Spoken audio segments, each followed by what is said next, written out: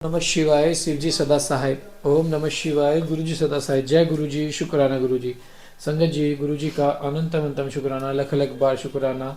संगत जी, गुरु जी कहते हैं कि अपनी सेवा करो, नित्य नेम करो, सिमरन करो, पाठ करो, मैं अपने आप पे सब कुछ संभाल लेना, तुम टेंशन क्यों लेते हो। लेकिन हमें फिर भी टेंशन हो जाती है क्योंकि हमें ये दिखता है कि हमें कोई रास्ता नहीं मिल रहा, हमारे पास कोई इनकम सोर्स नहीं, तो कैसे होगा। संगत जी देखो, आज तक जो हुआ है ना, वो सब परमात्मा ने दिया है, तो आगे भी परमात्मा ही देगा। परमात्मा यानी हमारे गुरु।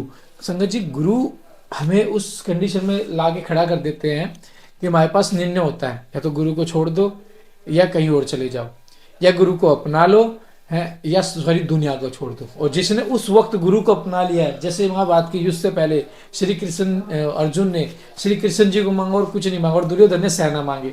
दुर्योधन ने सब कुछ पाके भी हार का सामना किया, लेकिन अर्जुन ने सिर्फ श्री कृष्ण को पाके सब कुछ पा लिया। तो संगत जी, ऐसे ही बुरे वक्त में सिर्फ गुरु को मांग लो कि गुरु जी आपका बहुत बहुत शुक्राना कि आपने इस काबिल बनाया कि हम ये बुरा वक्त देख सकते हैं, झेल सकते हैं। संग गुरु हैं तो, और आप प्लीज़ अपनी कृपा हम पे बनाए रखना, ताकि हम पे आपकी कृपा बनी रहे और हम एक अच्छा जीवन जी पाए, अच्छे कर्म कर सके, अच्छी सेवा करें। संगत जी, जिनका शनि और राहु खराब चल रहा हो ना संगत जी, वो कुत्तों की सेवा शुरू कर दो। कुत्तों की गली में, आपके गली में अगर कुत्ते जाए तो उनको थोड़ा दूध वगैरह, बिस्किट वगैरह डालना शुरू कर दो, या एक फकीर की सेवा शुरू कर दो। देखना आपके दिन बदल जाएंगे। जय गुरु जी, शुक्राना गुरु जी। चैनल को, पाठ को जरूर सुने एंड तक, और प्यारा सा कमेंट जरूर करें। जय गुरु जी, शुक्राना गुरु जी। ओम नमः शिवाय शिव जी सदा सहाय। ओम नमः शिवाय गुरु जी सदा सहाय। जय गुरु जी, शुक्राना गुरु जी। जय गुरु जी। श्री हरि को सृष्टि की रक्षा का भार एवं भोग मोक्ष दान का अधिकार दे भगवान शिव का अंतर ध्यान होना। परमेश्वर शिव बोले, उत्तम व्रत का पालन करने वाले हरे विष्णु, अब तुम मेरी दूसरी आज्ञा सुनो। उसका पालन करने से तुम सदा समस्त लोकों में माननीय और पूजनीय बने रहोगे। ब्रह्मा जी के द्वारा रचे गए लोक में जब कोई दुख या संकट उत्पन्न हो, तब तुम उन संपूर्ण दुखों का नाश करने के लिए सदा तत्पर रहना। तुम्हारे संपूर्ण दुष्य कार्यों में तुम्हारी सहायता करूंगा। तुम्हारे जो दुर्जय और अत्यंत उत्कट शत्रु होंगे, उन सबको मैं मार गिराऊंगा। अरे तुम नाना प्रकार के अवतार धारण करके लोक में अपनी उत्तम कीर्ति का विस्तार करो और सबके उद्धार के लिए तत्पर रहो। तुम रुद्र के देह हो और रुद्र तुम्हारे देह हैं। तुम में और रुद्र में कुछ भी अंतर नहीं है। जो मनुष्य रुद्र का भक्त होकर तुम्हारी निंदा करेगा, उसका सारा पुण्य तत्काल भस्म हो जाएगा। पुरुषोत्तम विष्णु, तुमसे द्वेष करने के कारण मेरी आज्ञा से उसको नरक में गिरना पड़ेगा। यह बात सत्य है, सत्य है, इसमें संशय नहीं है। तुम इस लोक में मनुष्यों के लिए विशेषतः भोग और मोक्ष प्रदान करने वाले और भक्तों के देहता पूज्य होकर प्राणियों का निग्रह और अनुग्रह करो। ऐसा कहकर भगवान शिव ने मेरा हाथ पकड़ लिया और श्री विष्णु को सौंपकर उनसे कहा, तुम संकट के समय सदा इनकी सहायता करते रहना, सबके अध्यक्ष होकर सभी को भोग और मोक्ष प्रदान करना था, सर्वदा समस्त कामनाओं का साधक एवं सर्वश्रेष्ठ बने रहना। जो तुम्हारी शरण में आ गया वह निश्चय ही मेरी शरण में आ गया। जो मुझ में और तुम में अंतर समझता हुआ अवश्य नरक में गिरता है। ब्रह्मा जी कहते हैं कि देवर्षि, भगवान शिव का यह वचन सुनकर मेरे साथ भगवान विष्णु ने सबको वश में करने वाले विश्वनाथ को प्रणाम करके मंद स्वर में कहा। श्री विष्णु बोले, करुणा सिंधु जगन्नाथ शंकर, मेरी यह बात सुनिए। मैं आपकी आज्ञा के अधीन रहकर यह सब कुछ करूँगा। स्वामीन, जो मेरा भक्त होकर आपकी निंदा करे, उसे आप निश्चय ही नरकवास प्रदान करें। नाथ, जो आपका भक्त है वह मुझे अत्यंत प्रिय है। जो ऐसा जानता है उसके लिए मोक्ष दुर्लभ नहीं है।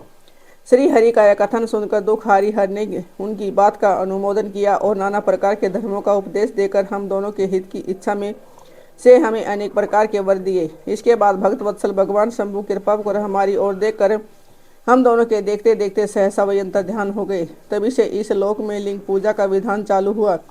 लिंग में प्रतिष्ठित भगवान शिव भोग और मोक्ष देने वाले हैं। शिवलिंग की जो वेदी या अर्घा है वह महादेवी का स्वरूप है और लिंग साक्षात महेश्वर का लय का अधिष्ठान होने के कारण भगवान शिव को लिंग कहा गया है, क्योंकि उन्हीं में निखिल जगत का लय होता है। महामुनि, जो शिवलिंग के समीप कोई कार्य करता है उसके पुण्य फल का वर्णन करने की शक्ति मुझ में नहीं है। शिव पूजन की विधि था उसका फल। ऋषि बोले, व्यास शिष्य महाभाग सूत जी, आपको नमस्कार है। आज आपने भगवान शिव की बड़ी अद्भुत एवं परम पावन कथा सुनाई है।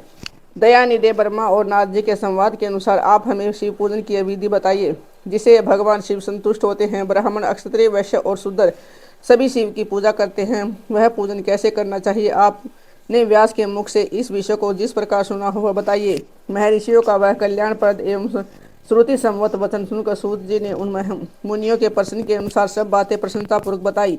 सूत जी बोले, मुनीश्वरों, आपने बहुत अच्छी बात पूछी है, परंतु वह रहस्य की बात है। मैंने इस विषय को जैसा सुना है, जैसे मेरी बुद्धि उसके अनुसार आज कुछ कह रहा हूँ। जैसे आप लोग पूछ रहे हैं, उसी तरह पूर्व काल में व्यास जी ने सनत कुमार जी से पूछा था, फिर उसे उपमन्यु जी ने सुना था। व्यास जी ने शिव पूजन आदि तो विषय सुना था, उसे सुनकर उन्होंने लोकहित की कामना से मुझे पढ़ा दिया था।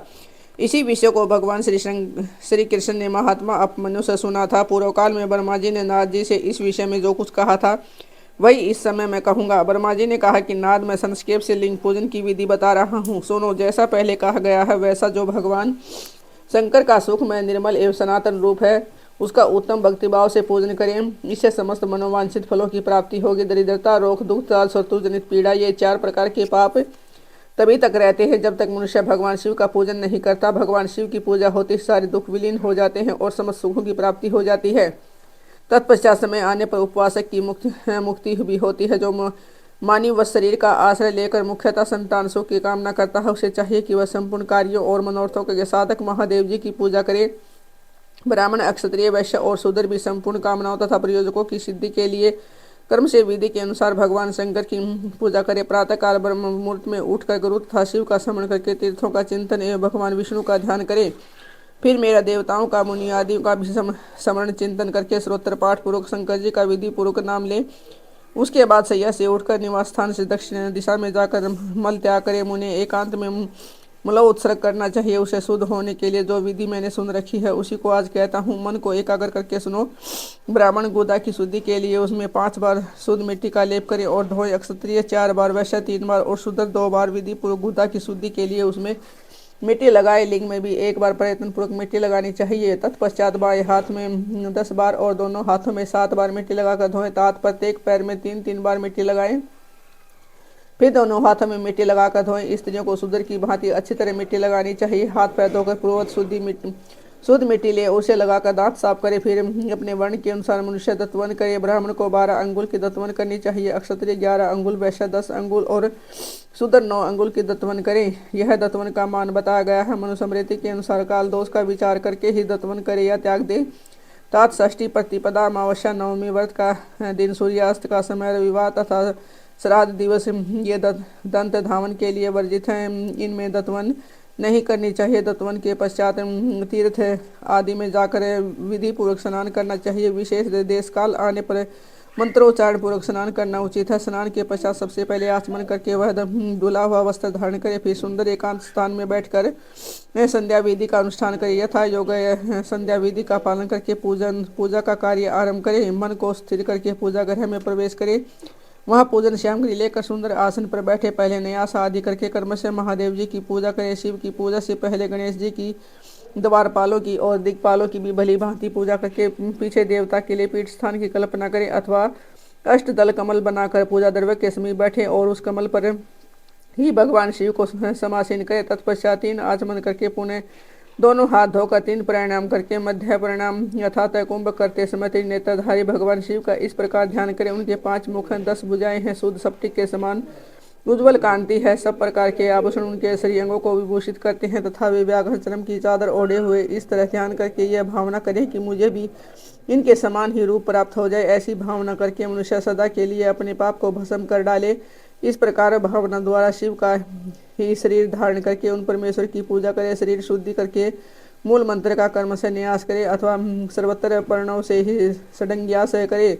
ओम दधेति आदि रूप से संकल्प वाक्य का प्रयोग करके फिर पूजा आरंभ करे। पाद, अर्घ्य और आचमन के लिए पात्रों को तैयार करके रखे। बुद्धिमान पुरुष विधि पूर्वक भिन्न भिन्न प्रकार के 9 कलश स्थापित करे। उन्हें कुशों से ढककर रखे और कुशों से ही जल भर लेकर उन सब का प्रोक्षण करे। तत्पश्चात उन सभी पात्रों में शीतल जल डाले। फिर बुद्धिमान पुरुष देखभाल कर प्रणव मंत्र के द्वारा उनमें नामांकित द्रव्यों को डाले। खस और चंदन को पाद पात्र में रखे। चमेली के फूल, शीतल, चीनी, कपूर और बड़की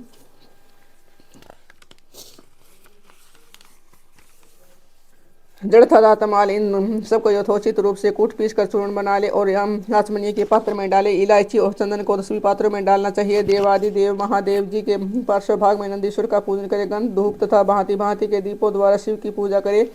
फिर लिंग शुद्धि करके मनुष्य प्रसन्नतापूर्वक मंत्र समूहों के आदि में प्रणव तथा अंत में पद नम पद जोड़कर उनके द्वारा इष्ट देव के लिए यथोचित आसन की कल्पना करें। फिर प्रणव से पद्मासन की कल्पना करके यह भावना करें कि इस कमल का पूर्व दल साक्षात अणिमा नामक है, रूप तथा विनाशी है, दक्षिण दल लघिमा है, पश्चिम दल महिमा, उत्तर दल प्राप्ति और अग्नि कोण का दल पारकम है, नृत्य कोण का दल निशितव है, वाव्य कोण का दल वशितव है और ईशान कोण का दल सर्व ज्ञत्व है और उसे कमल की कर्णिका को सोम कहा जाता है। सोम के नीचे सूर्य है, सूर्य के नीचे अग्नि है और अग्नि के नीचे भीधर्म आदि के स्थान है। क्रम से ऐसी कल्पना करने के पश्चात चारों दिशा में अव्यक्त महत्व अहंकार तथा उनके विकारों की कल्पना करें। सोम के अंत में सत्व रज और तम इन तीनों गुणों की कल्पना करें। इसके बाद सदोजातम प्रपदामी इत्यादि मंत्र से परमेश्वर शिव का आवाहन करके ओम वाम देवाय नमः इत्यादि वाम देव मंत्र से उन्हें आसन पर विराजमान करें। फिर ओम तत्पुरुषाय विद्महे इत्यादि रुद्र गायत्री द्वारा इष्ट देव का सानिध्य प्राप्त करके उन्हें अघोरे भ्योध अथ इत्यादि अघोर मंत्र से वहाँ निरोध करे। फिर ईशान सर्व विद्या नाम इत्यादि मंत्र से अर्घ्य देव का पूजन करे। पाद और आत्मनीय अर्पित करके अर्घ्य दे। तत्पश्चात गंध और चंद्र मिश्रित जल से विधि पूर्वक रुद्र देव को स्नान कराएं। फिर पंचगव्य निर्माण की विधि से 5 द्रव्यों को एक पात्र में लेकर प्रणव से ही अभिमंत्रित करके उन मिश्रित गव्य पदार्थों द्वारा भगवान को नहलाएं। तत्पश्चात पृथक पृथक दूध दही मधु गन्ने के रस्ता घी से नहलाकर समस्त अभिष्टों की ज्ञाता दाता और हितकारी की पूजनीय महादेव जी का प्रणव के साथ उच्चारण पूर्वक पवित्र द्रव्य द्वारा अभिषेक करे। पवित्र जल पात्र में मंत्र उच्चारण पूर्वक जल डालने से पहले साधक सवेत वस्त्र से उस जल को यथोचित रीति से छान ले। उस जल को तब तक दूर करें जब तक इष्ट देव को चंदन चढ़ा लें। इसे सुंदर अक्षतों द्वारा प्रसन्नता पूर्वक शंकर जी की पूजा करें। उनके ऊपर कुश उपमार कर कपूर चमेली चंपा गुलाब सफेद कनेर बेला कमल और उत्पल आदि भांति भांति के पूर्व पुष्प एवं चंदन आदि चढ़ाकर पूजा करें। परमेश्वर शिव के ऊपर जल की धारा गिरती रहे इसकी भी व्यवस्था करें। जल से भरे भांति भांति के पात्रों द्वारा महेश्वर को नहलाए। मंत्रोच्चारण पूर्वक पूजा करनी चाहिए, वह समस्त फलों को देने वाली होती है। तात अब मैं तुम्हें समस्त मनोवांछित कामनाओं की सिद्धि के लिए उन पूजा संबंधी मंत्रों को भी संक्षेप से बता रहा हूँ। सावधानी के साथ सुनो। पावन मान मंत्र से वांग में इत्यादि मंत्र से रुद्र मंत्र तथा नील रुद्र मंत्र से सुंदर एवं शुभ पुरुष सूक्त से श्री सूक्त से सुंदर अर्थ व शीर्ष के मंत्र से आ नौ भद्रा इत्यादि शांति मंत्र से शांति संबंधी दूसरे मंत्रों से भारुंड मंत्र और अरुण मंत्रों से अर्थाभीष्ट शाम तथा देवव्रत शाम से अभितवा इत्यादि रथंतर शाम से पुरुष सूक्त से मृत्युंजय मंत्र से तथा पंचाक्षर मंत्र से पूजा करें। 1 सहस्र अथवा 101 जलधाराएं गिराने की व्यवस्था करें।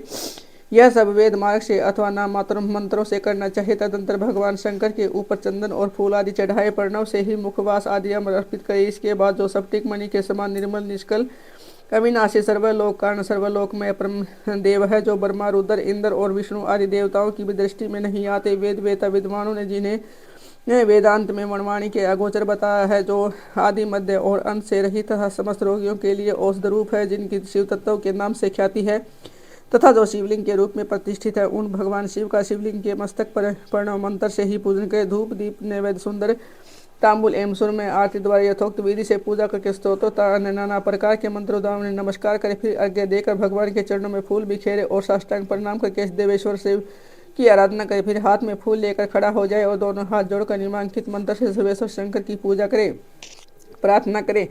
कल्याणकारी शिव, मैंने अनजान में अथवा जानबूझकर जो जब पूजा आदि सत्कर्म किए हैं वो आपकी कृपा से सफल हों। इस प्रकार पढ़कर भगवान शिव के ऊपर प्रसन्नतापूर्वक फूल चढ़ाए स्वस्ति वाचन करके नाना प्रकार की आशीष प्रार्थना करें। फिर शिव के ऊपर मार्जन करना चाहिए। मार्जन के बाद नमस्कार करके अपराध के लिए क्षमा प्रार्थना करते हुए पुनरागमन के लिए विसर्जन करना चाहिए। इसके बाद अघात से आरंभ होने वाले मंत्र का उच्चारण करके नमस्कार करें। फिर संपूर्ण भाव से विभोर हो इस प्रकार प्रार्थना करें। शिवे भक्ति भवे अन्यथा शरणम नास्ति तवमेव शरणम मम। प्रत्येक जन्म में मेरी शिव में भक्ति हो, शिव में भक्ति हो, शिव में भक्ति हो। शिव के सिवा दूसरा कोई मुझे शरण देने वाला नहीं। महादेव आप ही मेरे लिए शरणदाता हैं। इस प्रकार प्रार्थना करके संपूर्ण सिद्धियों के दाता देवेश्वर शिव का पराभव शक्ति के द्वारा पूजन करें। विशेषतः गले की आवाज से भगवान को संतुष्ट करें।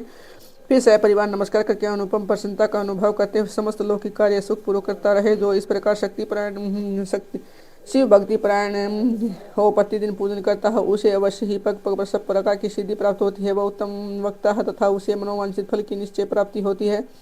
रोग दुख दूसरों के निमित्त से होने वाला उद्वेग कुटिलता तथा विष आदि के रूप में जो जो कष्ट उपस्थित होता है उसे कल्याणकारी परम शिव अवश्य नष्ट कर देते हैं। उस उपासक का कल्याण होता है। भगवान शंकर की पूजा से उसमें अवश्य सद्गुणों की वृद्धि होती है। ठीक उसी तरह जैसे शुक्ल पक्ष में चंद्रमा बढ़ते हैं। मुनि श्रेष्ठ नारद, इस प्रकार मैंने शिव की पूजा का विधान बताया। अब तुम क्या सुनना चाहते हो और कौन सा प्रश्न पूछने वाले हो?